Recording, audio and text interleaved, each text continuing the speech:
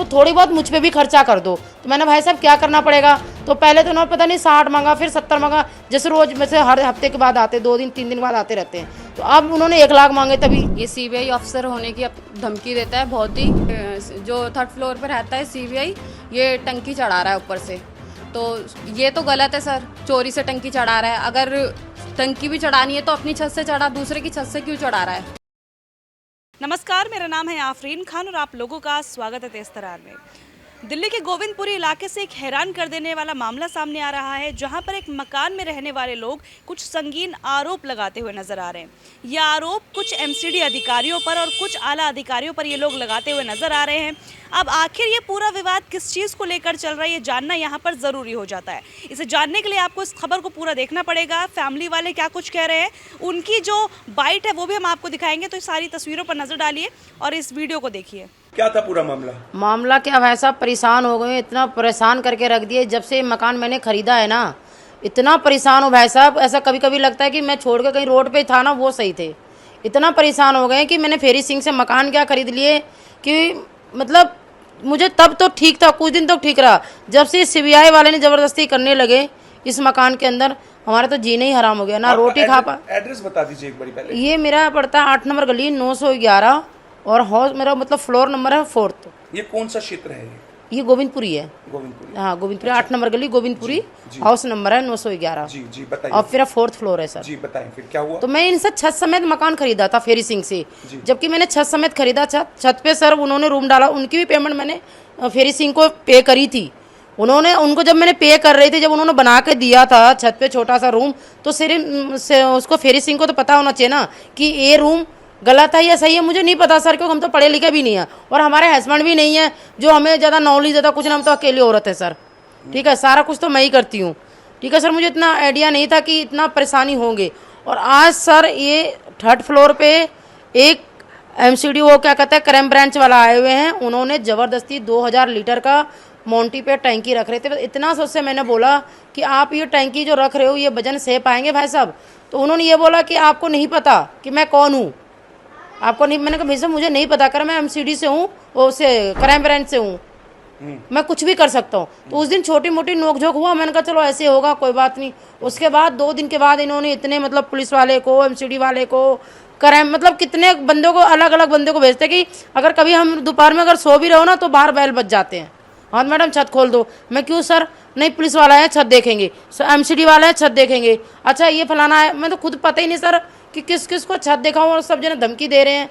कोई तो ये कह रहे हैं, जैसे एमसीडी वाला आए मेरे पास अभी 1 हफ्ता पहले आए थे, कह रहे मैडम ये जो क्राइम ब्रांच वाले हैं इनके पास जाके आप माफ़ी मांग लो पैर पकड़ के, और आप इनके टैंकी एग्री कर दो, ठीक है, तो आपको कोई दिक्कत नहीं होगी, कोई परेशानी नहीं होगी, कोई परेशानी होंगे ही नहीं कि अगर आप माफ़ी मांग लोगे तो टैंकी लग जाएगी, कोई ऑप्शन नहीं, हम लोग कभी नहीं आएंगे ना, आपके पास कोई पुलिस वाला आएगा ना कोई आएगा।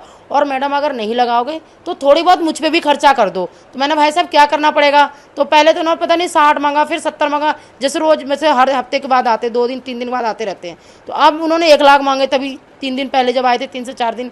तो मैंने बोला नहीं है भाई साहब, मेरे पास 1 लाख रुपया नहीं है, कहाँ से दूंगा? वैसे मैं कर्जे में हूँ, अभी मैं किसी से ले रखा हूँ 12.5 लाख रुपया कर्जा, तो मैं आपको कहाँ से दूंगी?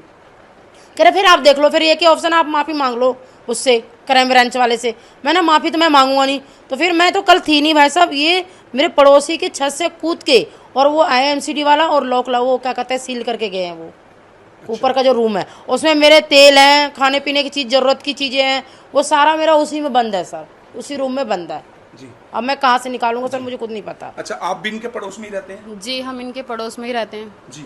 तो जो ये बता रहे हैं क्या बिल्कुल सच है ये? जी बिल्कुल सच है, जैसा कि भाभी ने बताया हमारे पड़ोस में, वैसे ही ये टंकी को लेकर मसला था सर। ये पूरा ये सीबीआई ऑफिसर होने की धमकी देता है बहुत ही।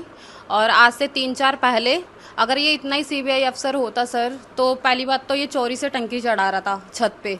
आज से कुछ 3-4 महीने पहले हम रहते हैं 911/8 में, और ये टंकी चढ़ा रहा था 912/8 से। ये सुबह लगभग 6 बजे के आसपास टंकी चढ़ा रहा था सर। तो घटपट की बहुत ज़्यादा आवाज़ आई, तो वो पड़ोस में फ़ोन भी आया, भाभी वो कर रही थी, वॉक कर रही थी, बगल वाली हमारी पड़ोसन। तो फिर उन्होंने बताया कि ये जो 3rd फ्लोर पर रहता है सीबीआई, ये टंकी चढ़ा रहा है ऊपर से। तो ये तो गलत है सर, चोरी से टंकी चढ़ा रहा है। अगर टंकी भी चढ़ानी है तो अपनी छत से चढ़ा, दूसरे की छत से क्यों चढ़ा रहा है? फिर इसने टंकी चढ़ाई, हमने लगने नहीं दी इसकी टंकी, तो इसकी टंकी अभी भी वहीं रखी हुई है। तो फेरी सिंह ने टंकी मंगवाया था, इसके बोलने पर फेरी सिंह भी वो है, क्योंकि उसको फेरी सिंह को डर है सर, क्योंकि उसका काम ऐसा है, बिल्डर का काम है। हमारा तो रोज का कमाना, रोज का खाना है। अगर देखा जाए भाई साहब, पूरी गोविंदपुरी में जिस जगह मैं रहती हूँ भाई साहब, मेरा 911 है और 912 भी, और भी फ्लोरें बहुत हैं जहाँ छत पे सबकी बना हुआ। सबकी क्या बात करूँ, मेरे बगल में ही 1 BHK इतने बढ़िया बना कर दिए हैं उनको। शायद हो सकता है पैसे MCD वाले उनसे खा चुके हैं, खाया नहीं खाया ये तो नहीं पता, पर अब मेरा तो छोटा सा रूम है, बाकी सबको तो 1 BHK और 2 BHK छत के ऊपर बना हुआ है। किसी और का तो सील हुआ नहीं भाई साहब, भगवान जाने ये मेरे ही सील क्यों करा। और कहीं न कहीं इन सब में मतलब परेशान करने की है और कुछ नहीं वैसा, क्योंकि छोटा सा तो बना के दिया, पैसे नहीं दिए, उन्हीं की वजह से ये सेल कर रहे हैं और नए टैंकी रखने दे रहे हैं और वो परेशान कर रहे हैं। देखो कब तक भाई साहब परेशान। हम तो आप लोगों से यही विनती करते हैं कि हमें जो परेशानी हो रही है, अभी ना रोटी खा पा रहे हैं, अगर कहीं हमारे रिश्तेदार है कोई है, अभी हमारे बच्चों को छुट्टियां पड़ गई स्कूल की गर्मियों की, भाई साहब सबसे बड़ी बात है हम बच्चों को लेके बाहर नहीं जा सकते किसी रिश्तेदार के यहाँ कि चलो 10 दिन 15 दिन घूम आए। इतना परेशान करके रखे इन लोगों ने, मैं क्या बताऊं भाई साहब। इस पूरी खबर को लेकर आपकी जो भी राय है कमेंट बॉक्स में ज़रूर बताइएगा। हालांकि हम यहाँ पर किसी भी तरह का कोई दावा नहीं कर रहे। परिवार के द्वारा आरोप लगाया गया, उन्होंने जो कंप्लेंट दी है वो भी हम आपको स्क्रीन पर दिखा रहे हैं, वो कंप्लेंट भी आप देख सकते हैं। लेकिन इसके अलावा हम किसी भी प्रकार के इस मामले की पुष्टि यहाँ पर नहीं कर रहे हैं। पूरे मामले को लेकर आपकी जो कुछ भी राय है ज़रूर बताइएगा। आज के लिए इतना ही, मुझे दीजिए इजाज़त। दिल्ली से कैमरा पर्सन नरेश कुमार के साथ मैं आफरीन खान। अगर आपको हमारी ये वीडियो पसंद आई हो तो इसे लाइक एंड शेयर करना बिल्कुल भी ना भूलें। इसके साथ ही हमारे चैनल तेज तरार को जरूर सब्सक्राइब करें और हाँ, बेल आइकन को दबाना बिल्कुल भी मत भूलिएगा, जिससे दिल्ली से जुड़ी तमाम खबरों की नोटिफिकेशन सबसे पहले आप तक पहुंचे।